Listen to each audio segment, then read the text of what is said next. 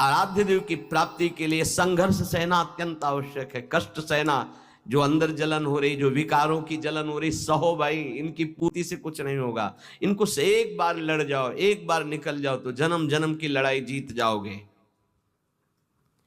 जिसकी शुद्ध भक्ति होती है उसको अपने प्यारे के नाम जप के सिवा और कुछ अच्छा ही नहीं लगता है।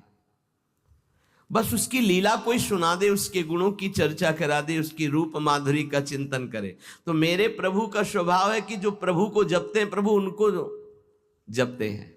ये बात समझ लो। आप प्रभु की लीला कथा सुन रहे हैं, प्रभु आपकी को देखकर इस भाव से, जब हमारा हृदय पवित्र होता है तभी हम भगवान को भाव से बच पाते हैं। अभी भाव नहीं, अभी तो भाव की केवल बातें सुन सुना के बातें करते हैं, भाव नहीं जागृत हुआ।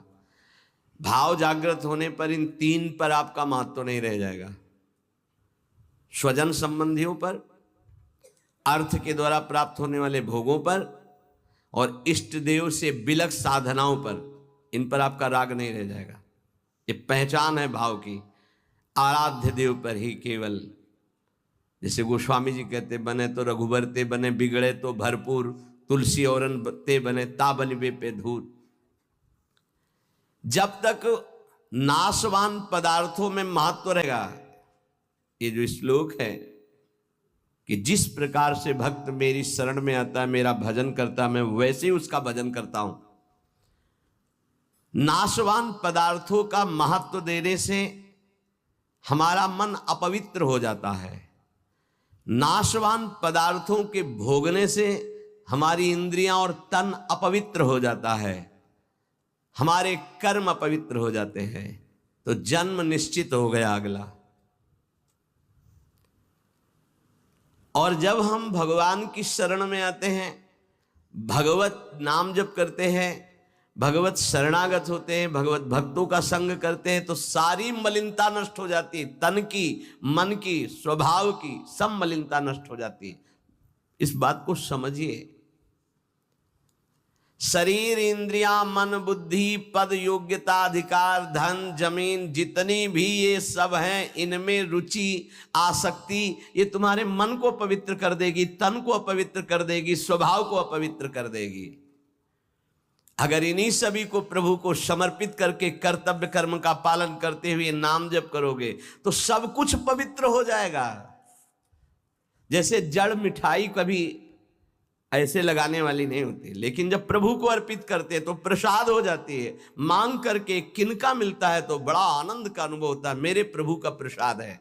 ऐसे ही शरीर, इंद्रिया, मन, बुद्धि, पद, योग्यता, अधिकार, धन, जमीन, जो कुछ भी है उसे प्रभु को अर्पित करके अपने कर्तव्य का पालन करते हुए जो नाम जप करता है, उसका तन पवित्र, उसका मन पवित्र, उसका स्वभाव पवित्र, उसकी सब वस्तुएं पवित्र हो जाती है।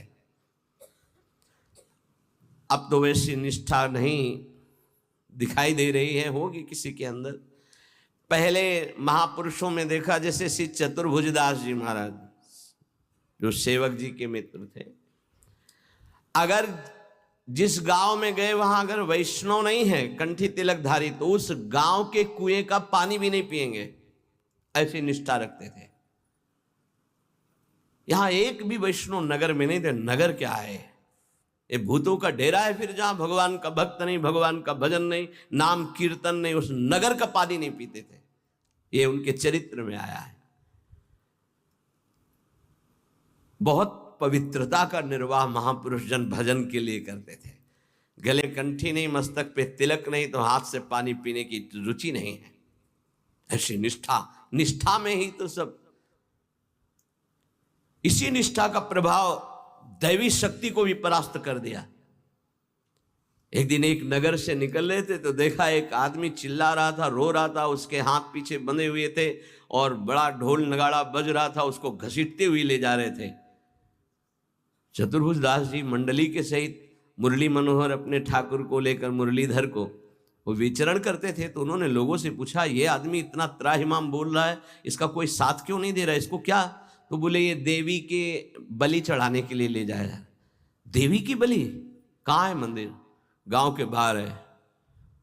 वाह, पहले उसको रुकवा दिया। इतना भजन का तेज था, रुकवा दिया। दरवाजे पे गए और कहा कि तुम मां हो, कैसी मां हो जो तुम अपने बच्चों की हत्या करवाकर मुस्कुराना सीखती हो? तुम मां हो, इसका मतलब है तुम्हारे अंदर ममत्व तो नष्ट हो चुका है। चाहे कोई भी सृष्टि का जीव हो, वो तुम्हारा बेटा होता है। कुपुत्रो जायते क्वचित कुमाता न भवति। ये कैसा न्याय है आपका कि आपके सामने आपके बेटे को बंदी बनाकर बलि दिया जा रहा हो, आप प्रसन्न मुद्रा में हो।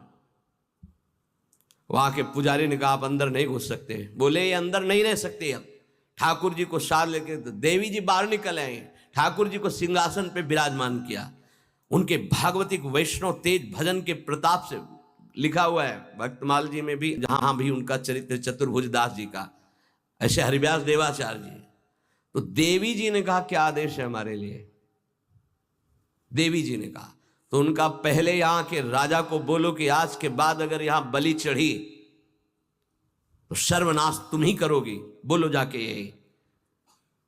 राजा को जाकर के देवी जी ने भय दिखाया और कहा अगर आज के बाद किसी भी जीव की हमारे ऊपर बलि चढ़ाई गई तो अब हम वैष्णवी हो गई है, आज के बाद को नहीं। हाँ, अगर बलि चढ़ानी तो नारियल नींबू आदि, ये नहीं, जीवों की बलि नहीं। कंठी बांधी देवी जी के और श्री जी के चरणारविंद की आसक्ति का मंत्र दिया देवी जी को चतुर्भुजदास जी ने। ठाकुर मुरलीधर को वहां विराजमान करके नाम कीर्तन बंद करा दी, प्रथा मुक्त करवा दिया। जो बलि के लिए लाए नाम बल, भजन बल। यदि आप प्रभु का आश्रय नहीं लिए, नाम जप नहीं कर रहे, तो यही शरीर, इंद्रियां, मन, बुद्धि, पद, योग्यता, अधिकार, धन, जमीन, ये तुम्हारे तन को मलिन, मन को मलिन, स्वभाव को मलिन और अगला जन्म निश्चित। जैसे कोई कहता है हम तो पिछले जन्म को मानते नहीं, अगले जन्म को मानते ही नहीं, तो तुम्हारे मानने न मानने से सृष्टि चल रही क्या? कि तुम मानोगे तो सृष्टि चलेगी, नहीं तो बंद हो जाए। हम मानते नहीं सूर्य उदय होता है तो सूर्य उदय बंद हो जाएगा क्या तुम्हारे मानने ना मानने से? क्या ईश्वर का संविधान और शासन आंख मूंदने से टल जाएगा क्या? तुम्हारे ऐसा कहने से टल जाएगा क्या? अगर नहीं मानते हो तो है कोई परम शक्तिशाली जो बरबस जीव को उसके कर्म को भुगवा रहा है कोई कर्म का प्रबल फल देने वाला महान ईश्वर जो सुख और दुख के चक्र में पूरी सृष्टि को फंसाए हुए है। उसी से मुक्त होने के लिए वही है एकमात्र जिसका आश्रय ले लो। भक्त को भगवान के स्वरूप का ज्ञान, भगवान का दर्शन, भगवान के साथ खेल खेलने का सौभाग्य, ये तीन बातें जो प्राप्त होती है ये ज्ञानी को नहीं प्राप्त होती है। भगवान के प्रेम स्वरूप, भगवान का दर्शन, संभाषण और भगवान के साथ खेलना। जो भगवत परायण भक्त है उसमें शरीर और संसार की आसक्ति नहीं रहती। देख लो, शरीर और संसार की आसक्ति नहीं रहती। इस भगवत परायणता के लिए हठ पूर्वक बहुत नाम जपा जाए तब ये जागृत होती भगवत परायणता। हठ पूर्वक शब्द आया है। हठ पूर्वक हमको नाम जप करना बहुत कठिन है। नाम जप करना, बातें बना लेना अलग बात है, नाम जप करना बहुत कठिन है। अगर नाम जप हठ पूर्वक करोगे तो संसार शरीर की आसक्ति नष्ट हो जाएगी, भगवत परायण हो जाओगे, भगवान के तत्व का ज्ञान हो जाएगा, भगवान से प्रेम हो जाएगा, भगवान का साक्षात्कार हो जाएगा, भगवान से वार्ता होगी, भगवान के साथ खेलोगे। जब भगवत परायणता जागृत होती है तो कुत्ता, गधा, चांडाल जहां दृष्टि जाती है वहां श्री कृष्ण दिखाई देते हैं। विद्या विनय संपन्ने ब्राह्मणे गविहस्तनी स्वनी चय सुपाके चा पंडिता समदर्शिना। ये तत्वबोध हो जाता है भक्त को, क्योंकि उसकी दृष्टि भगवत स्वरूप हो गई तो पूरी सृष्टि भगवत स्वरूप हो गई। किसकी? जो हठ पूर्वक नाम जप करता है। हठ पूर्वक मतलब स्वाद नहीं मिल रहा, कोई रुचि नहीं, पर गुरुदेव ने कहा इसलिए मुझे जप करना ही है। जब बिना किसी प्रयास के भगवत स्मरण चलने लगे,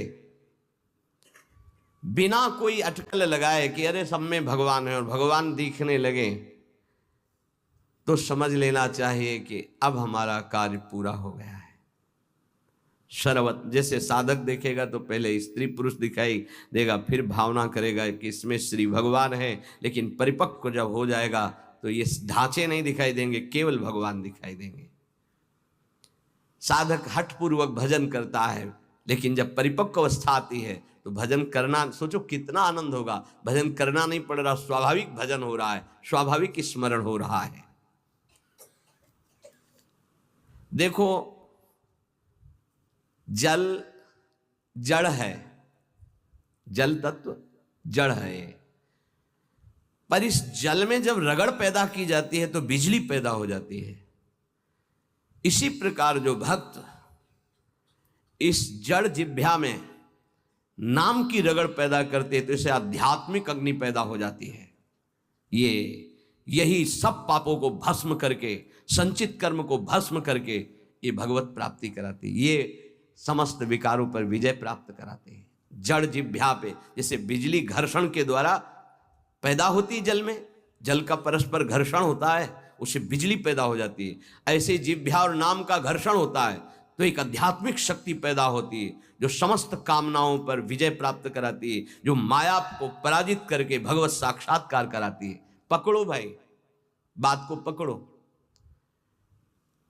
हमारा मन जो चाहता है वो करवा लेता, हमें सामर्थ्य नहीं, वो सामर्थ्य नहीं। देखो ना बिजली कहाँ पैदा हुई हो, कहाँ तक प्रकाश कर रही है। ये बिजली पैदा होने का स्थान थोड़ी है, बिजली तो कहीं और पैदा हुई, लेकिन एक संबंध के कारण वो यहाँ भी प्रकाशित हो रही है। क्रम से संबंध है तो यहाँ प्रकाशित हो रही। ऐसे ही रोम रोम रग रग में अध्यात्म शक्ति का प्रकाश, तो जगत में जो भी उसके सानिध्य में आएगा वो अध्यात्म शक्ति संपन्न हो जाएगा। ये बिजली पैदा करो, बिजली तुम्हारे अंदर वो सामर्थ्य है कि तुम ये आध्यात्मिक शक्ति प्रकाशित कर सकते हो। क्या करो? बोले इस जड़ जिह्वा में नाम को रगड़ो, इसी से बिजली पैदा हो जाएगी।